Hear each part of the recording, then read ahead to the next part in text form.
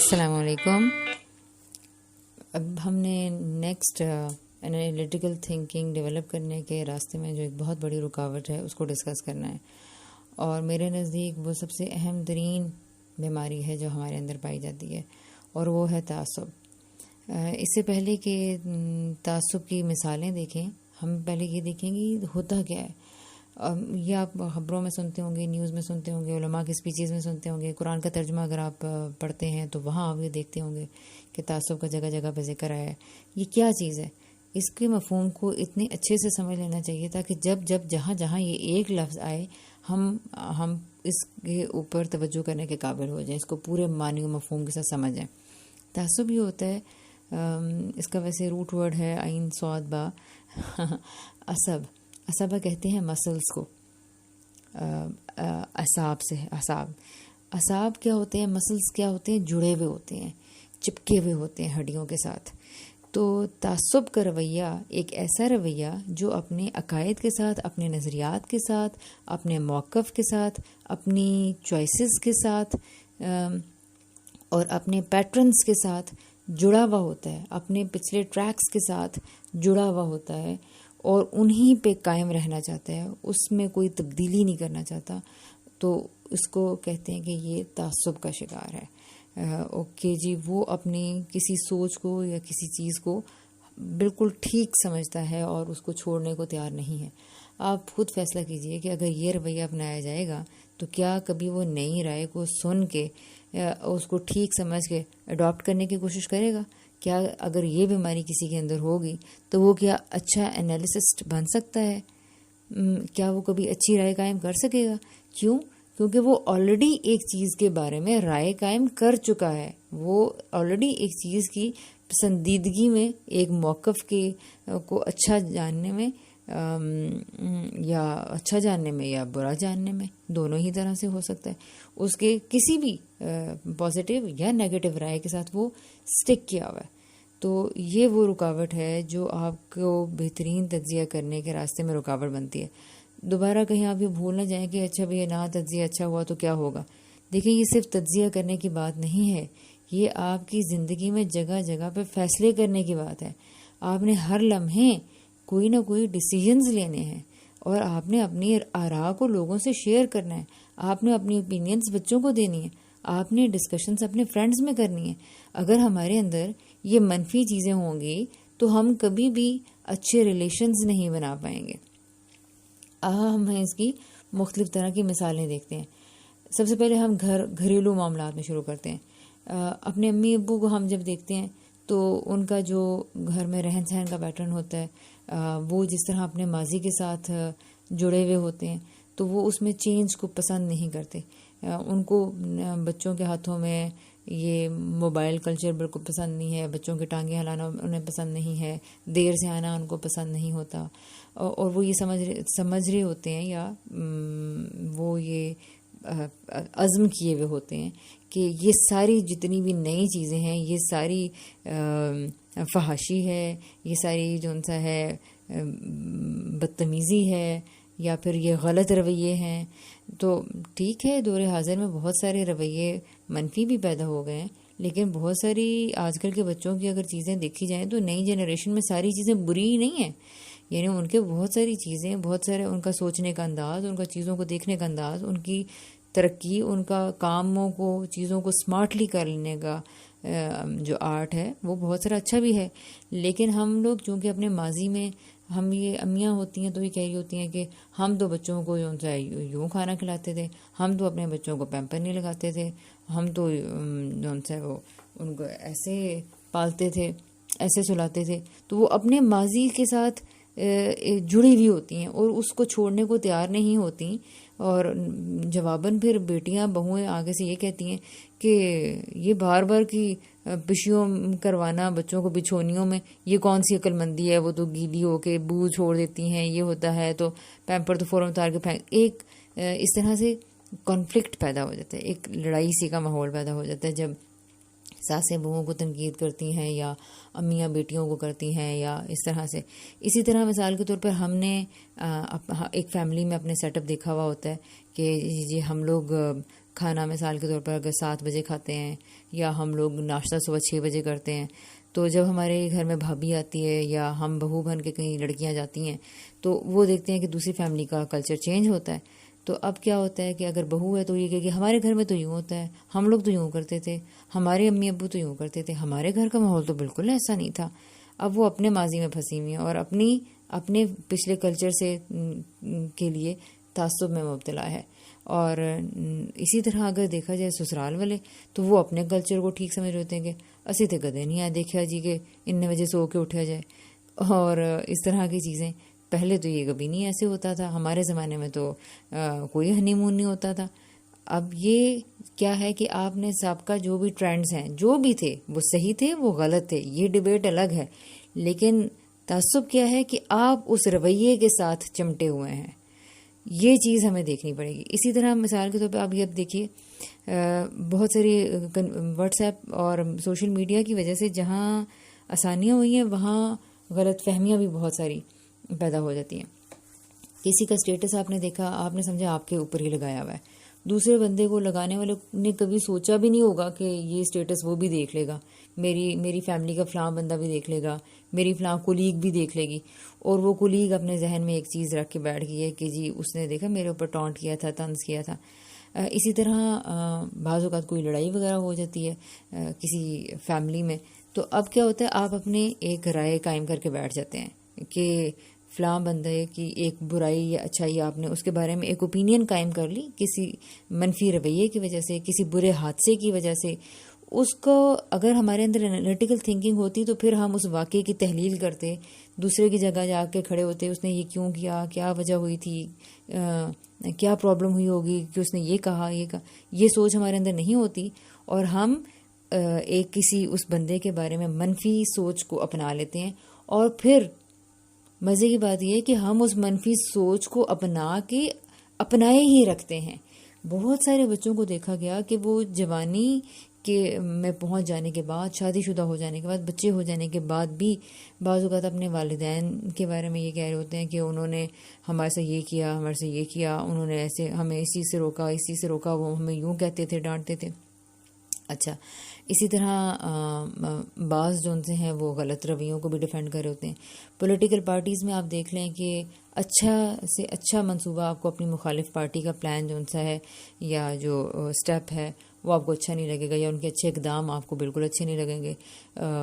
P T I کے لوگ آرام سے، میں نے دیکھا ہے کہ موٹر وے جیسے شاندار پروجیکٹ کو بڑے آرام سے اس کو زیرو کر دیتے ہیں. اور اسی طرح جو ان سا ہے جو نون لیگ کے یا بھٹو پارٹی کے لوگ ہیں وہ بڑے آرام سے شوکت خانم اور نمل جیسے انسٹیٹیوٹس کی کو ملٹی پلائی بائی زیرو کر دیتے ہیں. تو یہ کیا ہے؟ یہ وہ تعصب کی اینک تھی جس نے آپ کو اچھی چیز دیکھنے کے بارے میں رکاوٹ کھڑی کر دی. آپ کی پسند آپ کی جماعت سے، آپ کا چناؤ آپ نے ایک شخصیت کا کر لیا، اچھی کا یا بری کا، بس جس کو آپ نے کر لیا اور اب آپ اس کے اوپر جم گئے ہیں. تو یہ کسی غلط فہمی پہ جم جانا، کسی انسان کے بارے میں کسی نے آپ کے ساتھ برا کیا، اب آپ سالہ سال اسی اوپینین کو لے کے اپنے ساتھ ٹریول کر رہے ہیں. یہ رویہ مہلک ترین ہے. آپ یہ دیکھیے کہ یہ رویہ کہاں پہنچاتا ہے انسان کو، اور کس طرح آپ کی پازیٹیوٹی کے راستے میں اور آپ کی ترقی کے راستے میں اور آپ کی تجزیہ کرنے کی صلاحیت کے راستے میں قاتل بن کے کھڑا ہو جاتا ہے کہ آپ اپنے بہن، بھائی، بھابھی، ساس، امی، قریبی لوگوں کے بارے میں بعض اوقات نئی اوپینین قائم کرنے کے لیے تیار ہی نہیں ہوتے، ان کا نیا رخ دیکھنے کے لیے تیار ہی نہیں ہوتے. ہم یہ سوچنا ہی نہیں چاہتے کہ کوئی انسان بدل بھی گیا ہوگا، کوئی انسان اپنے اندر چینج بھی لا سکتا ہے، اور یا پھر کوئی جماعت جو مخالف پارٹی ہے پولیٹکس کی وہ اچھا کام بھی کر سکتی ہے. ہو سکتا ہے انہوں نے اپنے منشور میں کچھ تبدیلیاں کر لی ہوں، انہوں نے اپنی غلطیوں سے سیکھ لیا ہو، لیکن نہیں، ہم نہیں کرتے. اسی طرح بہت بڑا جو پرابلم اس وقت درپیش ہے ہماری امت کو، وہ یہی پرابلم ہے. آپ یہ دیکھیں کہ ہم ایک عالم کو پسند کرتے ہیں اور پھر اس عالم کی پسندیدگی میں اتنے ڈوب جاتے ہیں کہ ہم ہر دوسرے عالم کو زیرو کر دیتے ہیں، اس کی برائی کر دیتے ہیں، اس کو پیچھے کر دیتے ہیں. ایک ادارے کو چنتے ہیں اور پھر اس ادارے سے ساری زندگی نہیں نکلتے. ایک استاد کو چنتے ہیں، پھر ساری زندگی ہم دوسرے استاد کا انتخاب نہیں کرتے. اور اسی طرح کسی دین کے اندر جو ہماری آراء ہیں جن پہ لڑائیاں پائی جاتی ہیں، آج کل بھی آپ دیکھ لیں کہ جماعت سے نماز، مسجد میں نماز، اور اسی طرح جو اور ہماری آج کل کی بحثیں اتنی زیادہ چل رہی ہیں، ان کے پیچھے کیا ہے؟ کیوں یہ ڈیبیٹس کسی نتیجے کو نہیں پہنچ پا رہی؟ کیوں کہ ہم نے جو رائے بنائی ہوئی تھیں، جن پیٹرنز پہ ہم چل رہے تھے، ہم ان کے ساتھ جڑے ہوئے ہیں. تو نئی آراء کو ایکسیپٹ ہی نہیں کر رہے، ان کے بارے میں سوچ ہی نہیں رہے کہ کس طرح سے کیا جائے گا. یعنی کہ اتحاد نہ ہو سکنے کے راستے میں بھی سب سے بڑا رکاوٹ جو ہے، بڑی رکاوٹ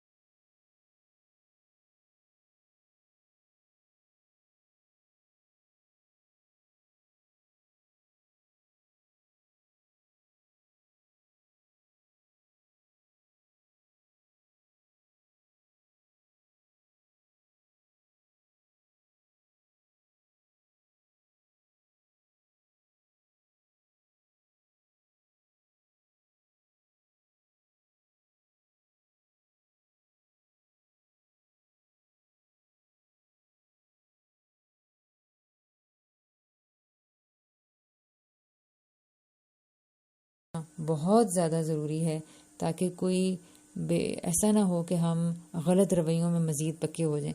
تو اپنی بڑی عمر کو پہنچنے سے پہلے اپنے سارے تعصبات کو نکال پھینکیے. آپ کے سامنے بالکل ایک نئی طرح کی دنیا آ جائے گی. لوگوں کو، علماء کو، اوپینینز کو مارجن تو دیجیے. یہ سوچیے تو صحیح کہ آپ سے الگ اگر کسی نے کوئی بات کہہ دی ہے تو لازم نہیں ہے کہ وہ غلط ہوگی. کوئی مختلف بات سامنے آ گئی ہے، وہ ہو سکتا ہے آپ کے لیے مختلف یہ نہیں ہو، لیکن ہسٹری میں ہو سکتا ہے وہ ایک عام بات ہو، ایک نون بات ہو. تو ان سارے تعصبات کو اگر نہیں چھوڑیں گے تو خیر نہیں پا سکیں گے، محروم رہ جائیں گے ہم. اور اللہ تعالی ہمیں اس منفی صفت سے نجات عطا فرمائے. آمین.